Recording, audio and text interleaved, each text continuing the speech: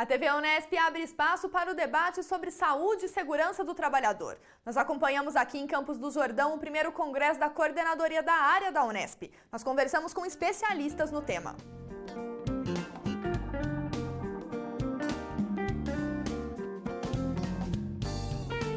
Para saber como os agentes químicos aos quais os trabalhadores podem estar expostos afetam a saúde do trabalhador, nós conversamos com o professor da Unesp, Salvador Lepera.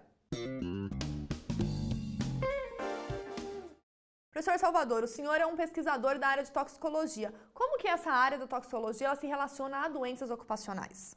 Na verdade, essa área de toxicologia, ela abrange fundamentalmente riscos químicos, certo? Por riscos químicos nós entendemos os gases, vapores, poeiras, etc., que contaminam o ambiente de trabalho. Isso representa, para determinados segmentos profissionais, um risco importante de adoecer, tá certo? O que tem, assim, se trabalhado muito na toxicologia é a evolução dos exames prognósticos, isto é, nós usamos fundamentalmente duas formas de abordagem. Nós podemos avaliar o risco de uma pessoa adoecer, de acordo com o conhecimento disponível, evidentemente, porque está sempre evoluindo, né?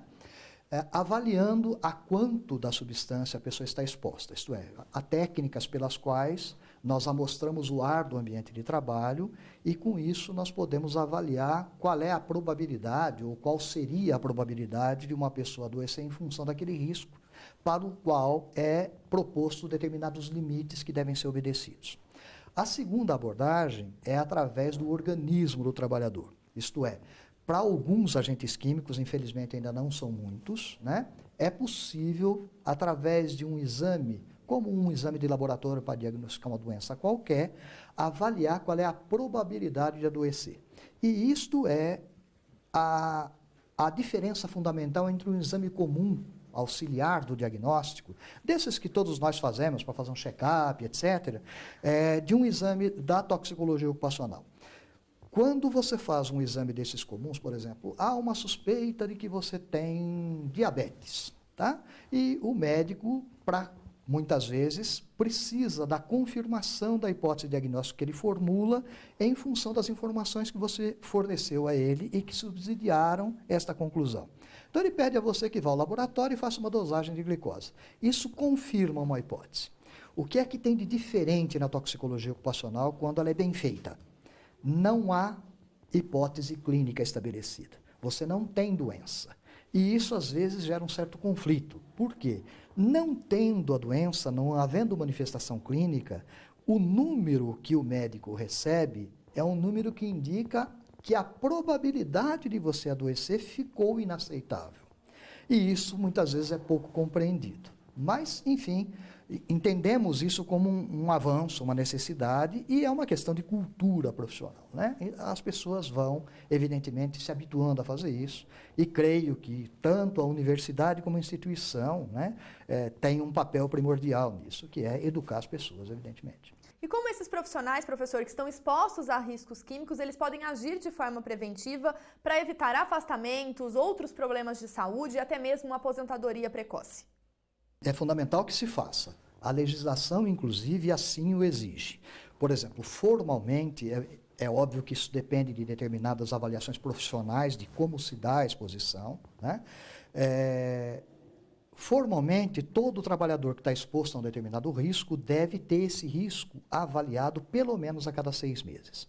Então, se o indivíduo está exposto a um agente químico, né, e há para isso um exame, se não houver, existe a outra abordagem ambiental e é importante que se tenha claro que elas não são excludentes. Isto é, fazer o exame de sangue, por exemplo, não exclui a necessidade de avaliar o risco ao qual o indivíduo está exposto, porque há uma variabilidade individual enorme que é próprio da natureza humana, ou da maioria dos seres vivos. Quem que faz, professor, essa avaliação do ambiente?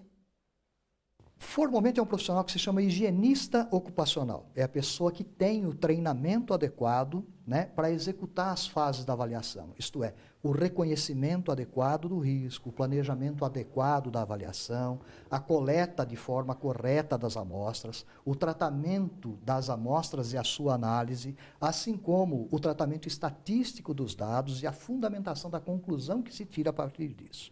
Então, é um processo que aparentemente é complexo, embora não seja, tá? Mas que deve, se ele não é seguido adequadamente, a conclusão acaba sendo um número cujo único valor é legal. Ele não tem nenhum impacto na proteção real da saúde do trabalhador que está exposto, né? É importante também que se divulgue uma informação que, para a toxicologia, é extremamente relevante. É próprio da cultura popular e mesmo entre profissionais confundir dois conceitos que são distintos para a toxicologia, o de risco e o de perigo. Todo agente químico, toda substância é potencialmente perigosa, isto é, ela tem uma capacidade de produzir um efeito tóxico, um efeito adverso, que é impossível de modificar. É de natureza intrínseca isso. Correto? A possibilidade dela produzir esse efeito em alguém, dependerá de como esse alguém entra em contato com a substância. Então, o perigo não podemos mudar, porque é uma coisa natural da substância, faz parte dela, da sua identidade. Agora, nós podemos intervir no risco, isto é, na probabilidade de adoecer em função do uso. Eu costumo brincar, por vezes, com os meus alunos, etc. Digo, olha, pode ter um capetinha aí, só que se ele estiver dentro do vidro, tampadinho, ele não machuca ninguém. Porém, se ele escapar de lá, nós temos que ter cuidado como iremos interagir, porque isso pode produzir efeitos que não são desejáveis. É esta a questão fundamental. Quais doenças mais acometem esses trabalhadores? Nós temos uma infinidade. Infelizmente, também nesse sentido, nós não temos estatísticas completamente confiáveis. Há problemas no país, né, para fazer diagnóstico adequado. Essa é uma questão formalmente muito regulamentada, mas, apesar disso, ela, infelizmente, não é bem conduzida. Então, nós temos avaliações que são, muitas vezes, custosas para a empresa. Isso representa custo para a sociedade em geral, né? Representa um problema para o trabalhador, que veja, do ponto de vista da empresa, ela investiu, ou seja, ela teve um dispêndio para fazer a avaliação que a lei exige. Se ela não foi bem feita, e muitas vezes nem a empresa, nem quem faz, nem quem lê a avaliação sabe do que se trata, é um problema grave nosso, né? Isso significa que ela fez um investimento que irá para o custo, portanto tem um custo social e não verá resultado. Para o trabalhador, isso é um problema duplo, porque ele sente-se protegido porque foi feito um procedimento qualquer que para ele significa preocupação ou algum cuidado com a sua saúde. Quando, na verdade, isso pode estar apenas servindo como mero documento cartorial. Isso dá conta da fiscalização, dá conta de uma porção de coisas, porém, muitas vezes, pela própria legislação, que não é revista, no nosso caso, dos limites ambientais desde 1977. Olhe que são algumas décadas, né? E durante esse tempo, evidentemente, o conhecimento evoluiu muito. Então, há uma perda múltipla por não se fazer bem feito, por carência, eu diria, de educação fundamental na área. Mas como resolver, professor? Educando. Eu acho que difundir a informação é muito importante. Durante muito tempo, e ainda hoje, há um certo tabu com isso quanto a custo. Por exemplo, se diz, olha, se faz a avaliação biológica apenas, porque isso existem vários laboratórios capazes de fazer. Já a avaliação ambiental precisa de um indivíduo altamente especializado, etc, etc. Isso tem um custo enorme. Primeiro, isso não é mais verdade.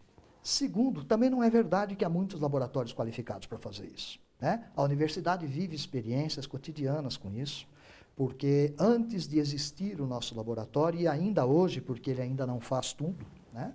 Há uma diversidade enorme de coisas que devem ser feitas e nossos recursos, inclusive humanos, são relativamente limitados, mas se vê erros elementares com essas coisas. Por que é que isso acontece? Existem hoje os chamados laboratórios de referência no país, certo? Ou os laboratórios de apoio, como alguns dizem. São grandes laboratórios, né? Que prestam serviços a outros laboratórios. Então, digamos, um laboratório aqui desta cidade pode coletar um exame que ele não tem a menor condição de fazer. E ele manda para um laboratório que pode ser lá no extremo sul do país, certo? Esse exame será feito lá. Agora, há uma porção de requisitos que devem ser obedecidos e com os quais a norma não se preocupa. Isso é uma questão de julgamento profissional. Por exemplo, a maioria das enzimas, né, elas se deterioram rapidamente. Então, se isso aquecer, se aquele sangue que foi coletado não for mantido dentro de determinada temperatura, até o momento em que a análise é feita, é uma análise inútil.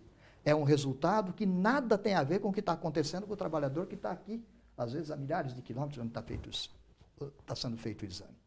Em outras situações, a própria atividade ou o próprio marcador se reverte espontaneamente, é um processo biológico natural, tá certo? E isso, infelizmente, é pouco divulgado, então, da própria cultura científica, porque a formação profissional ainda não é, digamos, ideal. Tá? E esta não formação ideal acaba ocasionando uma prática inadequada. Ela pode gerar números muito interessantes sobre quantos trabalhadores foram atendidos, etc, etc, etc. Mas em administração existe um termo, a diferença entre eficiência e eficácia. Você pode ser muito eficiente, produzir números exuberantes, só que o conteúdo desses números, infelizmente, não tem nenhum significado, a não ser o do próprio número. É um número grande, enorme. E isso afeta, então, a saúde do trabalhador. Certamente isso afeta. E nós, pior, não conhecemos o quanto. Infelizmente, a gente tem esse cenário, professor, e espero que, felizmente, em breve a gente possa reverter esse quadro. Muito obrigada por sua participação. Um prazer. Obrigado, eu.